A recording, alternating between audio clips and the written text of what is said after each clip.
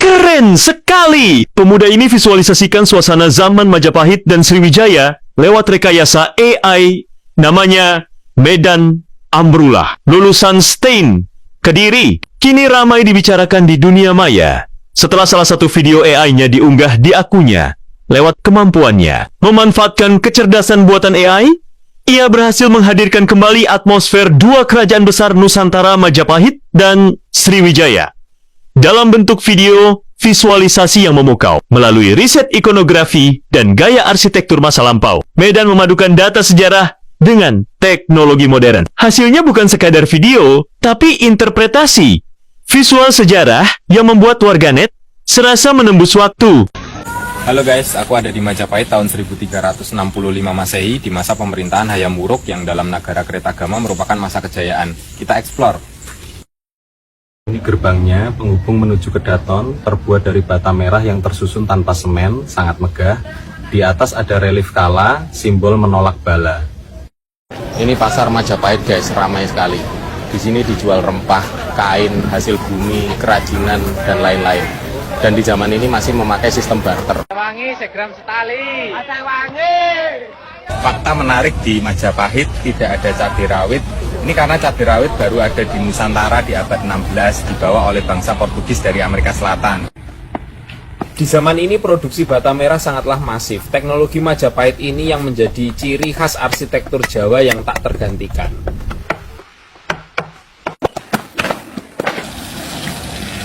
Di zaman Majapahit sudah ada peternakan yang tertata, salah satu pilar ekonomi agraris yang mendukung pangan dan transportasi.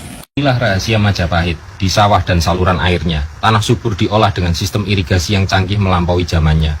Air dialirkan dari bendungan dan kanal dari bata merah. Ini prajurit elit Bayangkara guys, badannya besar-besar. Mereka langsung dilatih dan dipimpin oleh Patih Amangkubumi Gajah Mada. Ini kapal Jong Majapahit guys, besar sekali. Kapal ini terbuat dari kayu jati blora agar kuat menahan ombak, dan dengan kapal ini Majapahit menjaga wilayahnya. Ini Taman Sri Gading, sebuah taman dalam Kedaton Majapahit, tempat Raja Hayam Wuruk menyepi, juga tempat para pujangga menulis. Kehidupan religius harmonis sudah ada di Majapahit. Sinkretisasi Hindu Siwa dan Buddha Mahayana di lingkungan Kedaton, dan koeksistensi kepercayaan lokal kejawen dan Hindu Waisnawa di kalangan rakyat. Ini adalah Balai Pustaka Majapahit.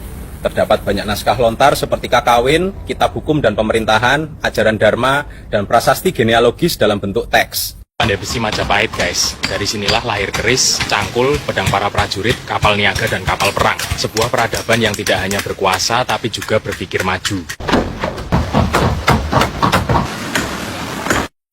Dari Majapahit tumbuh semangat kolektif, kesadaran akan pluralitas, dan praksis kerjasama yang menjadi akar peradaban Nusantara.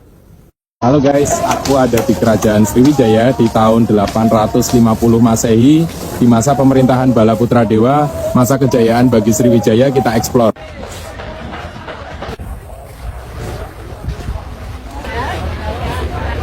Ini pasarnya guys, perdagangan di Sriwijaya sangatlah maju. Raja Balaputra Dewa membangun sistem administrasi yang mengatur tarif barang, menjaga kestabilan ekonomi, dan memastikan keamanan jalur laut.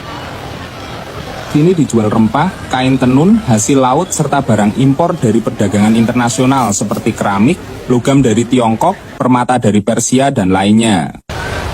Inilah Kampung Sipil Sriwijaya, rumah panggung dari kayu ulin beratapkan daun rumbia. Arsitektur ini yang kelak menginspirasi bentuk rumah tradisional Sumatera Selatan di zaman Anda.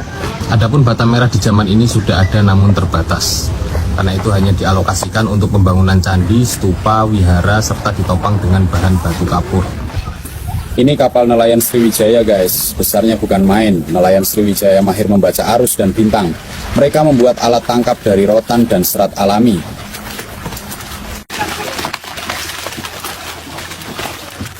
Selain fokus di perdagangan dan pelayaran, pertanian di Sriwijaya juga berkembang berkat sistem irigasi alami. Ini mendukung swasembada pangan serta ketahanan ekonomi kerajaan.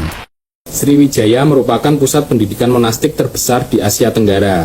Banyak pelajar dari mancanegara belajar di sini sebelum melanjutkan ke Universitas Nalanda, India. Ajaran Mahayana menekankan keseimbangan antara kebijaksanaan dan kasih sayang. Para bikhu mendidik rakyat tentang etika, tanggung jawab, dan harmoni alam sebagai dasar moral. Selain itu juga terdapat pendidikan umum di Sriwijaya. Para murid belajar bahasa Sanskerta, filsafat, astronomi, kosmologi, ilmu pemerintahan, pelayaran, dan lainnya. Dipandu oleh cendekiawan istana dan brahmana. Ini bukti betapa seriusnya Sriwijaya membangun tradisi intelektual yang terorganisir. Sebuah peradaban yang melampaui zamannya. Ya, bengkel armada laut Sriwijaya. Kapal-kapal termasuk kapal jong dibuat tanpa paku besi, tapi diikat dengan pasak kayu dan rotan yang lentur agar tahan gelombang ombak besar. Di zaman ini teknologi logam di Sriwijaya sudah maju. Mereka menguasai teknik peleburan perunggu, tembaga, dan emas. Dari bengkel seperti ini lahir arca, perhiasan, senjata pasukan, dan lainnya. Ini istananya.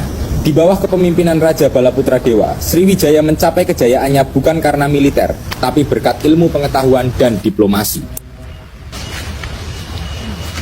Lewat perjalanan ini, Sriwijaya berbicara kepada kita tentang bangsa yang pernah berdiri di atas samudra, mempersatukan pulau-pulau, identitas, bahasa dalam kebijaksanaan.